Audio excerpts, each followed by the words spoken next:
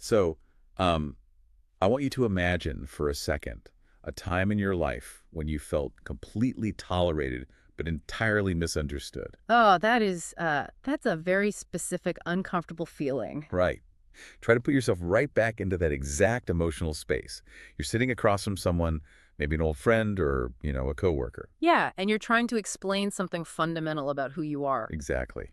And they're nodding along, they're smiling, they're giving you the thumbs up. They might even be patting themselves on the back for being like so incredibly supportive of you. Yeah, but deep down, in the pit of your stomach, you can just feel the disconnect. Like they're looking right at you, but they are entirely missing the reality of the human being sitting in front of them. It's an incredibly isolating dynamic, honestly, It really is. because you're in the room and you're technically being given space to speak, but the version of you that they are accepting is, well, it's basically a fiction. A character they've sort of invented. Yeah, exactly. A character they've written in their own heads to make themselves comfortable with the situation rather than actually adapting to the complex reality you're presenting to them. Right. So the isolation doesn't come from outright rejection. No, it comes from a superficial acceptance that just completely lacks comprehension. And that profound sense of disconnect, that massive echoing canyon between someone saying, I accept you, and someone actually taking the time to understand you.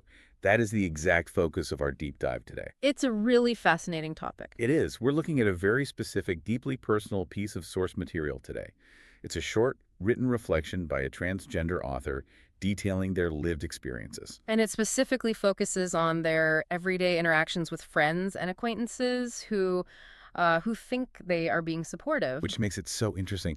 But just to be super clear before we dive in, because this text touches on socially debated themes of gender identity and biology, Mhm. we need to state our lens for today. Right. Our goal here is entirely impartial. We aren't taking political sides. We aren't endorsing specific viewpoints or telling you what to believe. No, definitely not. Yeah. We are simply here to put you inside the author's shoes. We want to decode the psychologies of their exact arguments and understand the specific frustrations they experience. The mission is understanding, pure and simple. Exactly. We want to investigate the incredibly nuanced gap the author describes between an acquaintance saying, hey, I accept your decision, and that person actually comprehending the author's reality. And the text jumps right into a scenario that seems to happen to the author constantly. They tell someone, I am transgender. And the immediate knee-jerk response they get back is, that's a big decision to make. Right. That's a big decision to make. Which, I mean, it sounds entirely benign on the surface, right? It does. You'd think the person's just being nice. The person saying it likely feels they're being empathetic by acknowledging the weight of the situation.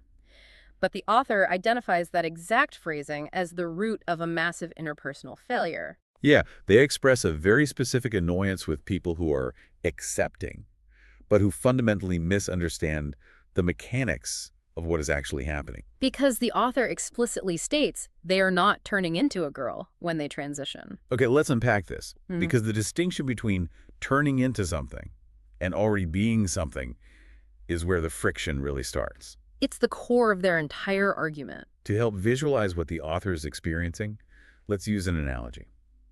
Think about someone who has always been, internally, this brilliant creative artist. Oh, I like this. But, due to life circumstances, they were forced to work as an accountant for 20 years.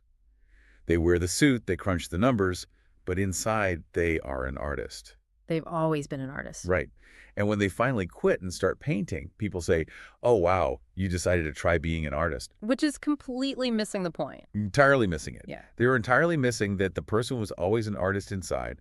They didn't turn into one. And that analogy really shows why the specific social interactions the author describes are so deeply grating. Yeah, the author mentions these moments often happen in what they call guy conversations. Right, where an acquaintance will say something like, so you want to be a girl? If you really want to, go ahead.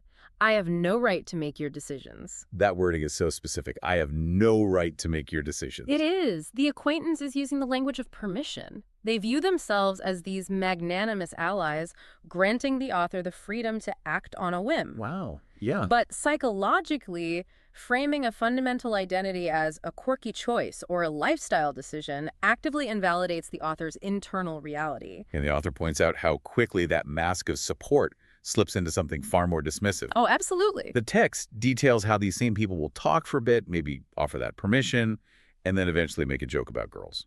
Acting as if the author doesn't know what it's like to be one. Exactly. Or, perhaps most painfully, the author notes that these acquaintances will treat them as if they are just a guy right now. That is such a revealing moment. That behavior reveals the actual truth behind the acquaintance's acceptance. How so? Well, the person across from them is essentially saying, I will play along with this decision you're making for your future, but right now in this room, you and I are still just two guys talking. Oh, man. That completely erases the author's self-concept. It does. The acquaintance is maintaining their own comfortable worldview while merely pretending to accommodate the author's. It's a profound failure of empathy wrapped up in the guise of modern tolerance. Yeah, when people treat a fundamental truth like a quirky lifestyle change, they aren't just misunderstanding the situation. They are actively triggering a sense of alienation. Which brings us to how the author defends their own internal reality. Right, shifting from the social dynamic to their core argument. They draw a line in the sand using two very specific words. Philosophy and biology. Yes, they state, quote, "You're saying this stuff from the philosophy of me being a girl, when it's biology, that biologically makes my brain like a female." Pitting the word philosophy against biology is a fascinating way to frame the disconnect. It really is. Yeah. What do you think they mean by that? Well, think about it. Philosophy implies debate. It implies an abstract, hypothetical idea, a viewpoint or a preference that can be argued over. Right, like debating ethics or politics. Exactly. But biology implies blood, bone, and neurological hardwiring. One is a framework you adopt. The other is a reality you simply have to survive. Here's where it gets really interesting, though. Let me play devil's advocate for a second. Go for it. If a friend is literally saying, hey, do whatever you want, I support your philosophy, it's your life, why does that still feel like a slap in the face to the author? Isn't that hands-off approach the very definition of modern tolerance? If we connect this to the bigger picture, it really comes down to the concept of immutability. The idea that something cannot be changed. Exactly. When the acquaintance treats the author's gender as a philosophy, they are essentially saying, I respect your right to choose this lifestyle. Ah, I see. But for the author, framing their identity as a choice completely minimizes the profound, non-optional reality they experience every single day. So tolerance that treats your core existence as a mere preference isn't actually respecting you. No, it's patronizing you. Wow. By anchoring their identity in the biology of a female brain, the author is demanding that the listener take their identity as an unchangeable, hard-coded fact. Yes, and the text is very explicit about this feeling of disrespect. The author writes that even when people try to be respectful, framing it this way is deeply uncomfortable because, in their words, I never chose to be this way. Right. They emphasize that they were born with a female brain and that they aren't, quote, acting psycho or deciding to be trans. That phrase, acting psycho, really jumps out at me. It exposes the underlying anxiety in these conversations, doesn't it? Totally. Even when the acquaintance is smiling and saying, go ahead, the author is hyper-aware of the unspoken judgment. They can sense the other person secretly thinking, you are acting crazy right now, but I'm going to be polite and humor your delusion. Which is why the author desperately needs to strip away that judgment. They are insisting this isn't a mental breakdown or an attention-seeking phase. It is a fundamental reality.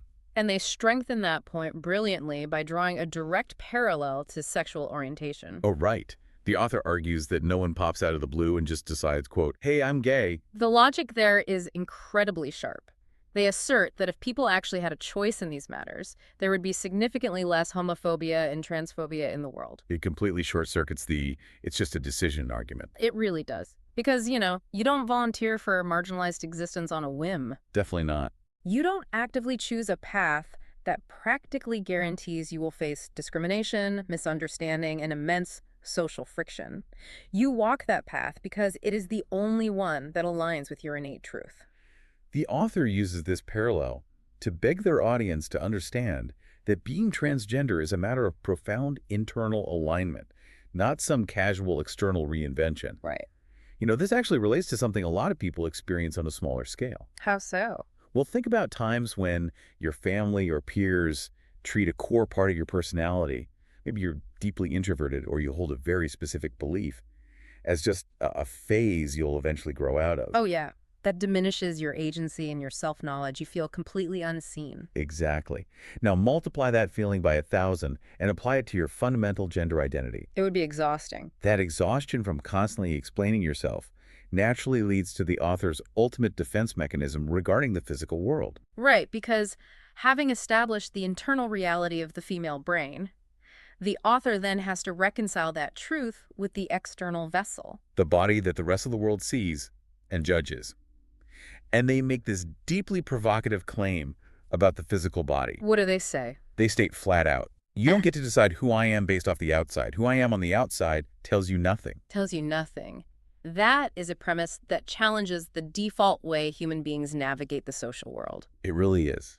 From the moment we're born, society conditions us to categorize people based entirely on visual data. Right, we look at someone's exterior form and we instantly make 1,000 rapid-fire assumptions about their identity, their history, their gender. But the author is explicitly revoking our permission to rely on that visual data. They are demanding we look past the interface. And they ground this in a deeply physical moment in the text. Yes, the author is discussing the agonizing discomfort they feel with their own body, and they include a literal stage direction in the writing. They write that they point at their whole body and declare that it is, quote, not fully me. That visual of the author standing there, pointing to their own physical form and disavowing it as the ultimate truth of their identity, it's heartbreakingly vivid. It perfectly encapsulates their definition of being transgender. For them, the experience is fundamentally defined by the dissonance between the physical vessel and the internal reality. Okay, let me ask a clarifying question here, because this is a paradox that trips up a lot of people when they try to understand this exact experience. Sure, what is it? If the author truly believes that the outside tells us absolutely nothing about who they are, if the exterior physical form is completely irrelevant to the truth of their internal identity, then why is the physical act of transitioning so crucial? That's a great question. Right, like why go through the monumental, often painful effort to change the physical body if the physical body doesn't actually matter? What's fascinating here is that the physical body does matter, but not in the way society assumes it does. Okay, explain that. The exterior doesn't define the soul or the core identity. The author is very clear that the female brain exists regardless of the body it's housed in. Right.